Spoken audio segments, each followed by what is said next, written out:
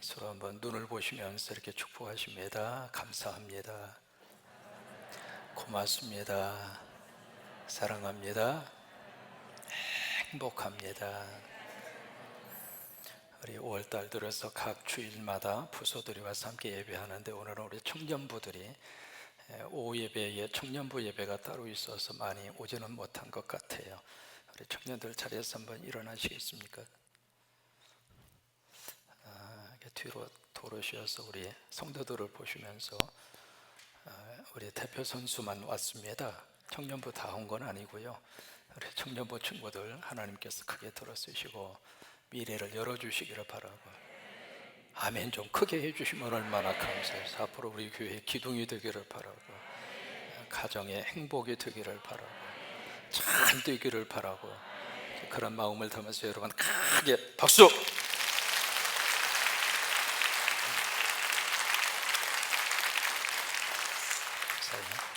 자리에 앉으셔요. 오늘이 무슨 주일이죠? 어버이 주일입니다. 어떤 분은 아직도 지금까지 어머니 주일이라고. 여러분, 어머니 주일도 되지만 아버지도 꼭 끼워주시기 바랍니다. 이게 전통적으로 우리가 어머니 주일만 지켰잖아요. 근데 어머니 날과 어버이 날과 어버이 주일이 같은 날 지키는 참 의미 있는 날입니다. 근데 미국 사회를 보면은요, 어머니 날도 있지만은 또 하나 아버지 날도 따로 있습니다. 우리는 같이 해서 우리 부모님을 기억하는 어버이날로 지킵니다만은, 그래서 어머니날이 5월 8일, 그러니까 5월 둘째 주일이에요, 거기는. 그리고 아버지 날 꼭 있습니다. 여러분 펜 꺼내셔서 거기다가 꼭 적어 놓으시기 바랍니다. 아버지 날이 언제냐면 6월 셋째 주일입니다. 어느 시인이 그렇게 노래를 해요. 이 땅에 가장 아름다우면서도 간결한 시가 있다면 그것은 아빠, 엄마다. 살면서 우리 가슴 속에 가장 따뜻함으로 우리가 떠올릴 수 있는 두 단어, 아빠, 엄마. 세월이 지나서 이제는 우리가 부모가 되고 할아버지, 할머니가 되고, 그래서 우리 자녀들의 모습을 지그시 바라보면서 내 삶의 자취를 거기에다가 투영을 시킬 수 있잖아요. 그러면서 마음속에 더 불현듯이 어버이 주일이 되면 보고 싶고 그립고, 마음으로부터 가만히 불러보는 두 단어, 아빠, 엄마.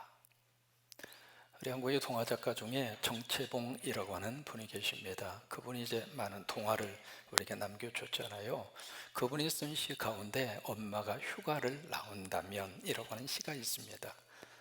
그 시에 정채봉님은 이렇게 그 시를 시작을 하고 있습니다. 지금은 하늘나라에 가 계신 우리 엄마가, 세상 떠나신 거죠. 그래서 천국에 지금 가 계시는데, 그 어머니가 하나님으로부터 하루 휴가를 얻어서 만약에 오실 수 있다면, 아니 하루는 나에게 욕심이라면 반나절만이라도 휴가를 오실 수 있다면, 아니 1시간만이라도 휴가를 오실 수 있다면, 아니 그것도 안 된다면 단 5분만이라도 우리 엄마가 이 땅에 휴가를 오신다면 나는 얼른 엄마의 품속에 들어가, 나는 그렇게 엄마가 휴가를 올 수 있다면 나는 원이 없겠다.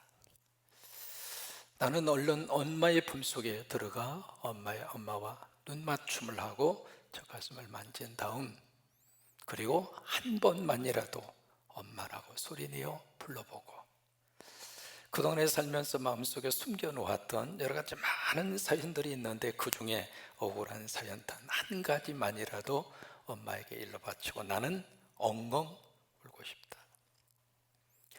정채봉이라고 하는 이분은 어렸을 때 어머님이 세상을 떠나셨습니다. 그래서 평생 그 그리움 속에서 사시면서 저 시를 우리에게 남겨주었는데, 저분뿐만이 아니죠. 저나 여러분이나 모두가 다 마지막까지 부르고 싶은 이름이 엄마이고 아빠죠. 근데 되게 이렇게 보면 아빠 이름은 잘 안 부릅니다. 2004년입니다. 지금부터 18년 전이죠. 영국의 문화원이라고 하는 곳에서 전 세계를 대상으로 해서 영어를 모국어로 쓰지 않는 102개 나라, 굉장히 많은 나라죠. 102개 나라에 4만 명을 대상으로 해서 설문조사를 했습니다. 당신들이 알고 있는 영어 단어 가운데 가장 아름다운 단어가 뭡니까? 설문조사를 했어요. 그래서 거기 나온 리스트를 따라서 1번에서 70번까지 그들이 언급한 단어를 쭉 그렇게 해서 발표를 했습니다. 1등으로 나온 단어가 mother, 엄마였습니다. 동서고금을 막론하고 전 세계 100개 넘는 그 나라에 그 사람들의 마음속에 가슴속에 아름다운 단어로 새겨져 있는 단어가 뭐예요? 엄마라고 하는 단어. 그 다음에 2등은 패션, 열정이라고 하는 단어이고 3등은 스마일이라고 하는 단어, 미소라고 하는 단어죠.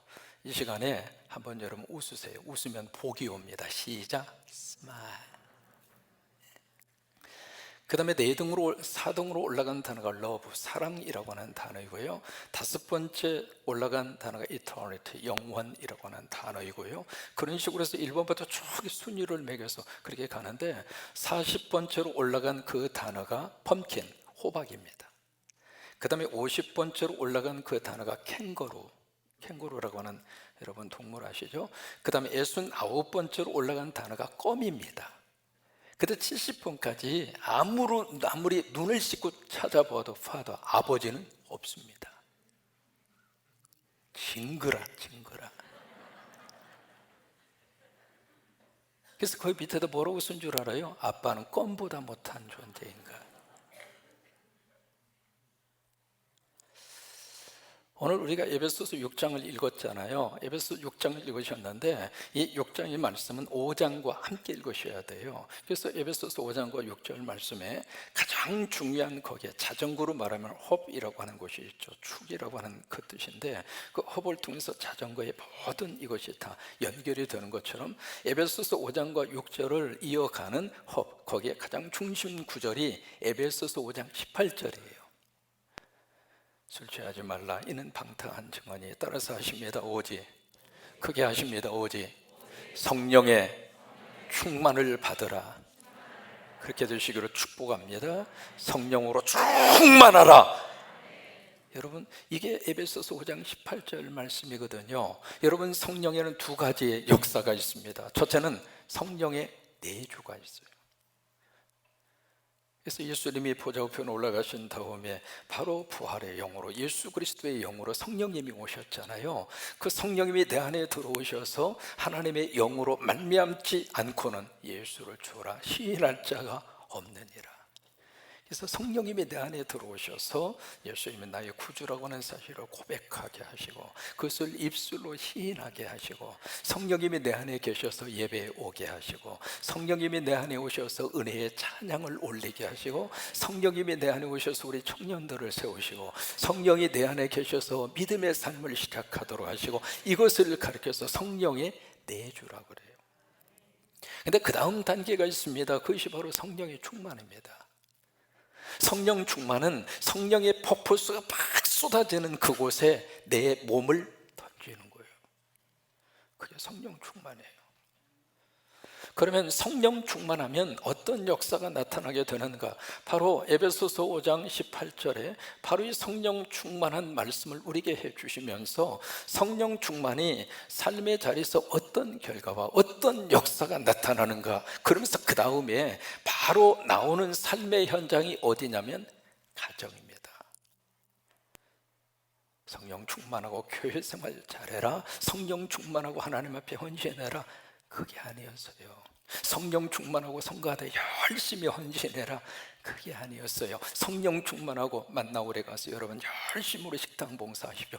그런 게 아니었습니다. 성령 충만하고 그 다음에 하나님이 주시는 삶의 자리는 가정이에요.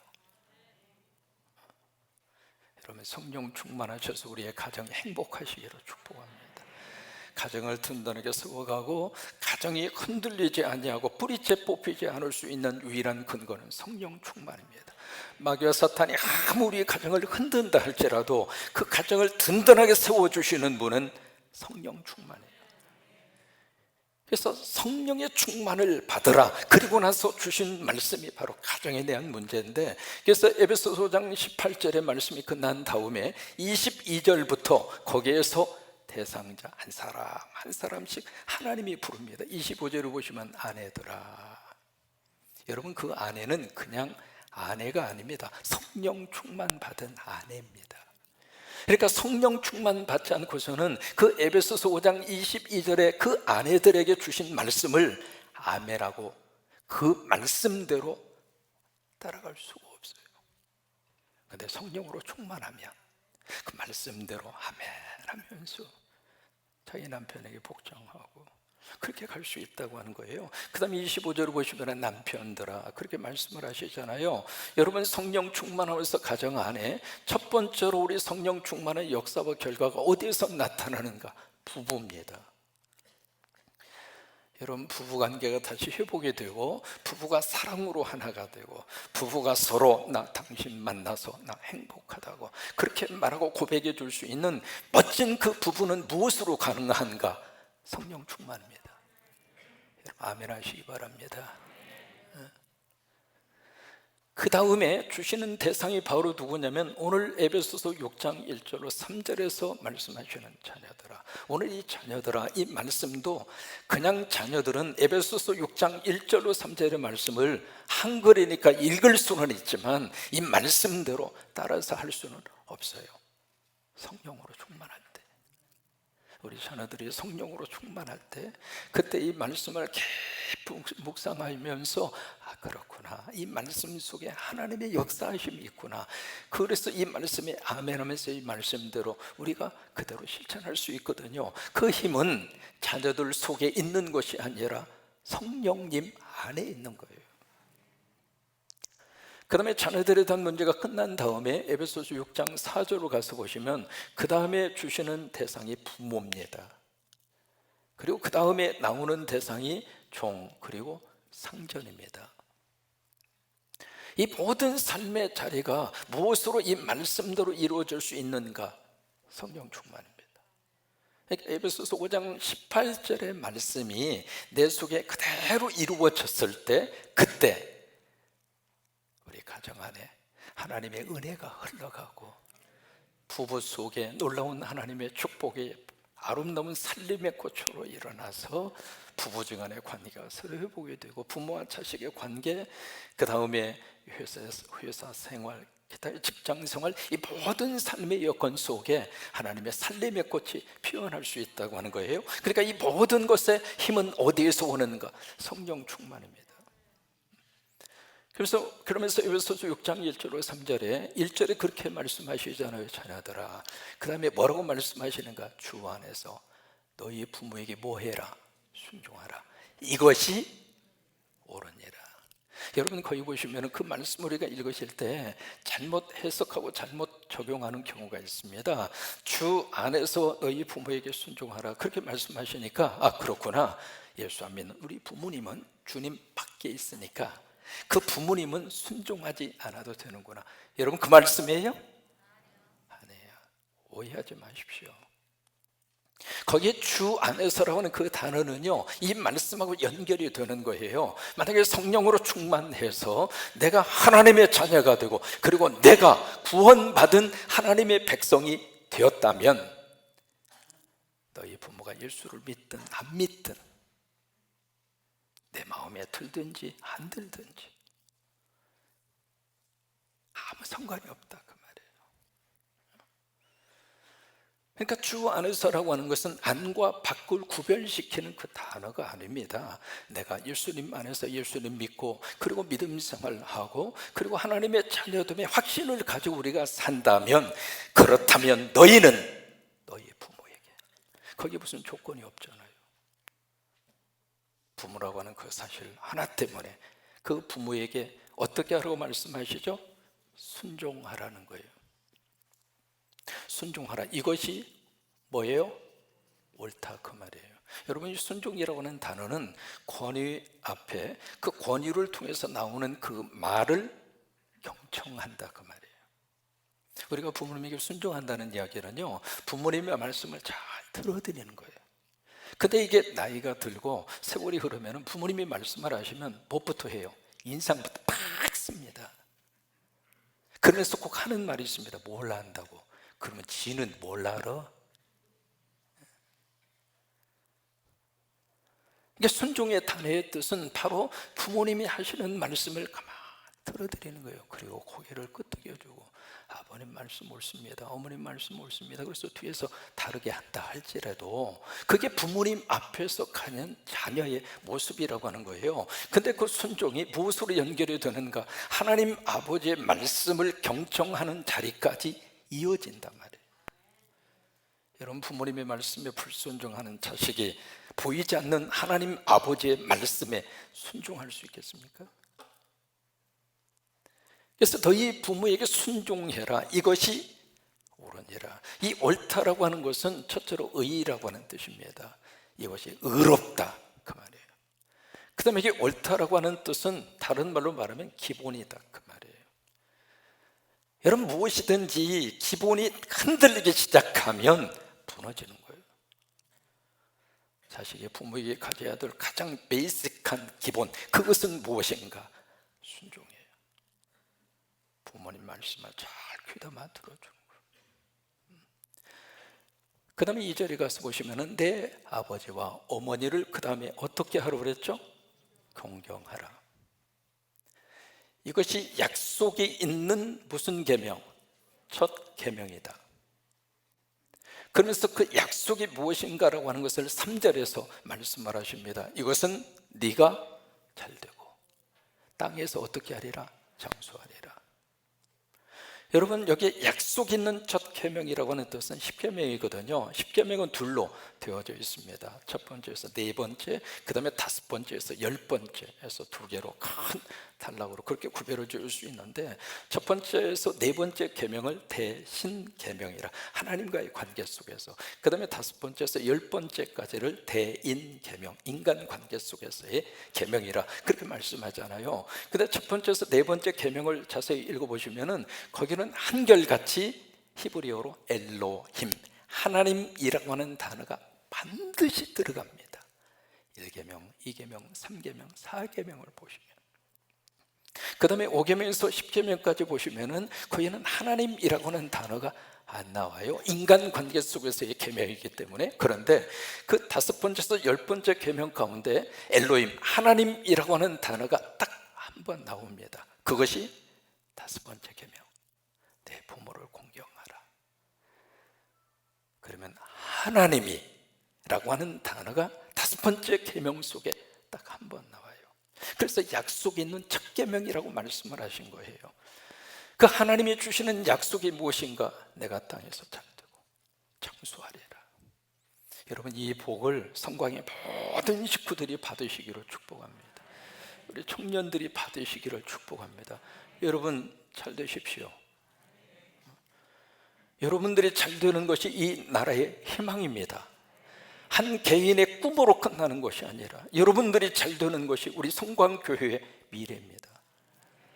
못돼도 전북대학의 총장을 해먹고, 그러니까 내가 잘되고 땅에서 장수하리라. 이게요, 1차적인 의미가 우리가 잘되고 장수하는 그 복의 의미를 가지고 있습니다만은 그 차원을 뛰어넘어서 우리가 부모에게 순종하고 부모에게 효도하면 그것이 무엇으로 연결되는가? 하나님 아버지께 효도하더라, 이 말이에요. 그럼 하나님 아버지께 효도하면 우리가 하나님의 자녀가 되는 거잖아요. 하나님의 자녀로서 하나님 아버지께 효도를 하면 하나님 아버지가 우리에게 주시는 것이 무엇인가? 영생이잖아요. 그래서 잘되고 땅에서 장수하리라, 그거예요. 근데 그것이 무엇을 통해서 이루어지는가? 공경입니다. 이 공경이라고 하는 것은 무게를 두다, 그의 가치를 인정한다, 그게 공경이에요.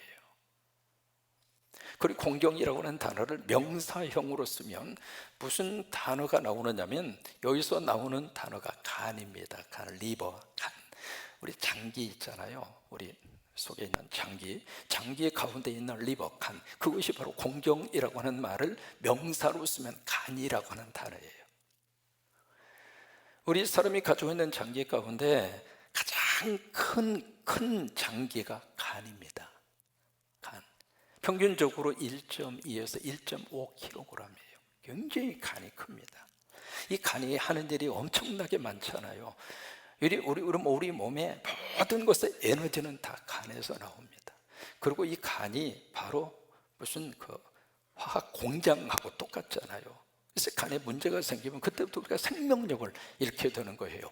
우리가 부모님을 생각하는데 그렇게 생각을 하라고 하는 거예요. 그것이 바로 공경이에요.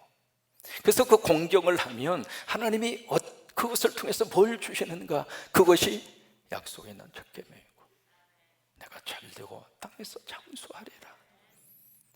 여러분, 이것이 공경을 통해서 주시는 하나님의 놀라운 이 축복입니다. 우리가 성경에서 만나는 예수님이 어떤 예수님인가? 효자 예수님이에요. 예수님의 어린 시절의 모습을 성경은 그렇게 많이 기록하지 않았어요. 그런데 이제 몇 구절이 있습니다. 그 중에 누가복음 5장 2장 51절에 보시면 예수님의 어린 시절의 모습을 딱 거기에 기록을 했습니다. 예수께서 한 가지로 내려가사 나사렛에 이르러, 그 다음에 함께 읽으실까요? 그 부모를 순종하여 받으시더라. 예수님은 효자였다 이 말이에요. 우리가 효자 예수님을 믿으면 우리도 효자가 되는 거예요. 아멘이죠? 효자 예수님을 내가 영접하고 그 예수님이 내 안에 들어오시면 나도 효자가 되는 거예요. 그러면 우리가 효자할 수 있는, 하나님 아버지께 효자할 수 있는 그것이 무엇일까? 요한복음 6장 28절 29절의 말씀이에요. 같이 고백하십니다. 그들이 묻되 우리가 어떻게 하여야 하나님의 일을 하오리까? 예수께서 대답하여 이르시되 하나님께서 보내신 일을 믿는 것이 하나님의 일이니라. 예수님 믿는 것이 하나님 아버지께 효도하는 거예요. 부모님들이 자식들에게 말하지 않는 것 세 가지가 있습니다. 저처럼 부모님들은 자식들에게 아프다고 하는 말을 안 하십니다. 이게 나이 들어가고 세월 지나가다 보면 머리맡에 약병만 늘어나는 거예요. 어느 집에 가서 신방을 하더라도 줄비한 것은 다 약병이야 다. 그리고 늘 출입하는 현장이 병원입니다. 이게 안 아픈 데가 없어요. 머리끝에서 발끝까지. 처음에 이제 아팠을 때 자식에게 전화하잖아요. 야, 내가 좀 몸이 아프다 그러면 쏜살같이 달려옵니다. 어머니 어디가 그렇게 편찮으세요? 빨리 병원에 가셔야죠. 그래서 참 정성 그렇게 해주니까 얼마나 고마워요. 근데 그 다음에 또 아프다 그러면 입이 이만큼 나옵니다. 또 전화해서 또 아프다 그러면 아예 귀찮은 듯이 이야기합니다. 그거 서너 번 겪고 나면 아프다는 말을 못합니다. 안 아파서 아프다는 말을 안 하는 게 아닙니다. 온몸이 쑤시고 아픈데 자식 뒷바라지하고 이 가정 이렇게 세우느라고 우리 부모님 세대는요 참 힘든 세대를 겪어왔잖아요. 우리 청년들도 힘든 세대를 살고 있습니다만은 엄마 아빠는 더 힘든 시대를 살아왔거든요. 그래서 그 세월 다 이기면서 살아오느라고 안 아픈 데가 없는데 차마 자식에게 누기 질까 봐서 아프다는 말을 못해요. 두 번째로 나이 들면 자식들이 못하는 말이 있습니다. 외롭다고 하는 말. 자식 키워서 다 보내고 나니까 그 집에 황해요. 그래도 부부지간에 서로 의지하고 살다가 원치 아니하게 한 분이 앞서 보내고 나면 그 빈자리, 그 고독함이라고 하는 것은 뭘로 다 할 수 없습니다. 어느 분이 자식에게 전화를 해서 야, 내가 지금 등이 좀 가렵다. 그러니까 그 자식이 어이 그래요? 아버지 알겠습니다. 그러더니 효자손을 사온 거야. 그러니까 아버지가 이렇게 효자손을 내밀어놓고 뭐 이러고 말고 그래도 말귀를 못 알아들어. 여러분들의 부모님들 외롭다고 하는 사실을, 부모님들이 고독하다고 하는 사실을 우리 자녀 가운데 한 번이라도 기억해 보셨습니까? 세 번째로 이 나이 들고 이게 부모님들이 자식에게 못하는 말이 있어요. 그게 바로 뭐냐면 뭘 먹고 싶다. 그 말을 못해요. 이게 사람이 어렸을 때 갓난아기들이 있잖아요. 다 그렇습니다만은 어렸을 때는 힘이 다 밑에 있어요. 하루 종일 뛰어다니도 지칠 줄을 몰라. 그 힘이 다 어디서 나옵니까? 힘이 다 밑에 있는 거예요. 그러다가 이 힘이 서서 위로 올라오잖아요. 위로 올라가지고 나이 들면 힘이 다 모아지는 곳이 여기입니다. 그래서 그래서 발이 많아져요. 어쩔 수 없어요. 힘이 여기 다 모아져 있으니까. 근데 힘이 여기 모아지기도 하지만 또 하나, 힘이 여기에 다 모아져 있으니까 먹고 싶은 게 이렇게 있어요.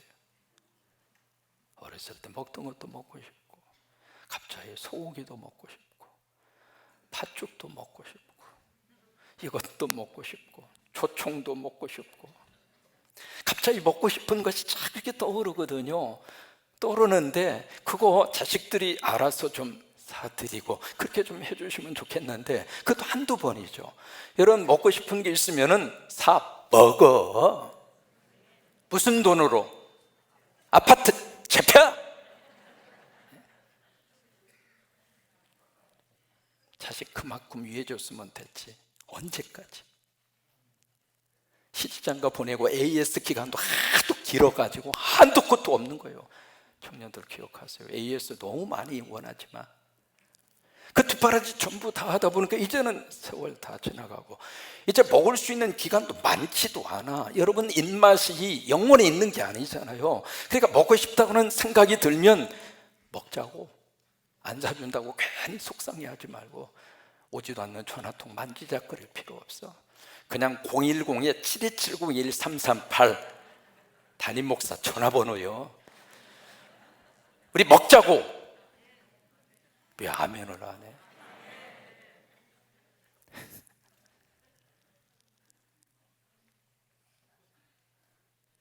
자식들에게 차마 말을 못하는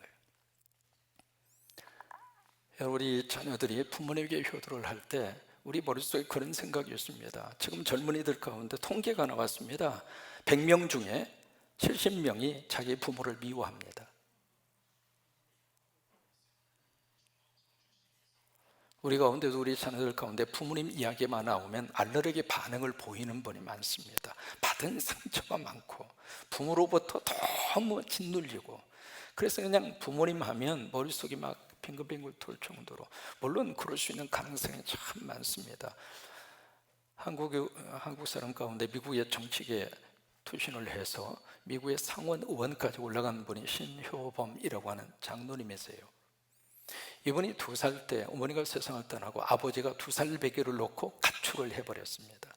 그래서 참 고생하게 그렇게 살다가 이분이 미군 부대 하우스보이로 들어갔어요. 허드렛 일을 하는 곳으로 들어갔는데 얼마나 성실하게 일을 하는지, 그것을 미군 부대 군목이었던 폴 레이라고 하는 군목이 열심히 보다가 1955년 신호범 씨 19살 때, 야, 너 나하고 미국 가자. 그래서 그분이 양자로 입양을 해요. 그래서 이제 미국으로 같이 건너갑니다. 미국 건너가서 그 신호범 그분이 내가 살 수 있는 길이 뭘까 그렇게 고민하다 공부밖에 없다, 죽으라고 공부합니다. 그래서 나중에 이분이 대학 교수가 돼요. 그리고 나중에 정치계로 뛰어들어서 미국의 상원 의원까지 됩니다. 성공한 거죠. 그러고 나서 이분이 한국에 와서 자기를 2살 때 버린 아버지를 찾아요. 여러분, 찾고 싶은 아버지입니까? 세상에 애비가 돼서 아무리 힘들고 어렵다고 2살 배기를 놓고 가버려요? 근데 그 아버지를 찾아요. 그래서 천신만고 끝에 그 아버지를 찾았습니다. 찾고 보니까 이미 세장가 가서 그 밑에 줄줄이 사탕으로 너무 많이 나눴어.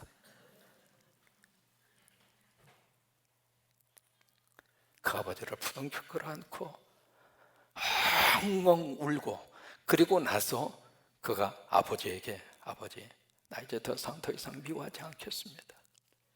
마지막에 뭐라고 한 줄 알아요? 나 낳아주셔서 감사합니다. 그 아버님과 재혼을 해서 그 사이에서 줄줄이 사탕으로 나온 그 배다른 형제들을 미국으로 다 데리고 와서 교육 다 시켜줬습니다. 우리가 부모에게 효도하는 것은 부모의 퍼스널리티, 우리 젊은 친구들 기억하시죠? 퍼스널리티가 무슨 뜻인지, 부모님들이 가지고 있는 성격이나 부모님들이 보여주는 품성이나 부모님이 나에게 뭔가 해주는 퍼스널리티, 그것 때문에 부모님에게 효도하는 것이 아니라 부모라고 하는 포지션, 그것 때문에 효도하는 거예요. 왜? 그 부모님이 계셨기 때문에 내가 존재하고 있잖아요. 나한테 생명을 주신 분이라 그 말이에요. 그 다음에 그 부모님 때문에 내가 지금 생존하는 거예요. 우리 태어나서 내 스스로 저절로 우유병 찾아가지고 때가 되면 다 쫄쫄쫄 내가 빨아먹고, 기저귀도 내가 다 스스로가 알아서 전부 다 기저귀 내 스스로가 갈고, 그 다음에 여기가 진 자리 있으면 마른 자리로 내가 슬쩍 옮겨서 거기서 뒤에서 자빠져 자고, 그 다음에 때가 되면 자고 때가 되면 다 벌떡 일어나서. 여러분, 스스로 우리가 컸습니까? 부모라고 하는 포지션, 그것 때문에 효도하는 거예요. 오늘 이 어버이 주일에 우리에게 그런 축복이 넘치기를 주의 이름으로 축원합니다. 정리하겠습니다. 어버이, 엄마라고 하는 단어, 아빠라고 하는 단어, 가슴 속에 깊이 애려져 있는 이 단어, 엄마, 아빠, 바로 그 역사가 무엇을 통해서 나타날 수 있는가? 성령 충만입니다. 그러니까 성령으로 충만해야 우리가 가정도 살고 자식으로서 부모에게 효도할 수 있고. 그런데 그 효도의 모습의 본을 보여주신 분이 예수님이었어요. 효자 예수님. 그래서 효자 예수님 믿어서 우리도 하나님 아버지께 효자가 되어 신앙생활하고 육신의 아버님, 어머님에게 잘해드리고, 더 그런 놀라운 역사가 함께 하시게 되기를 주의 이름으로 축원합니다.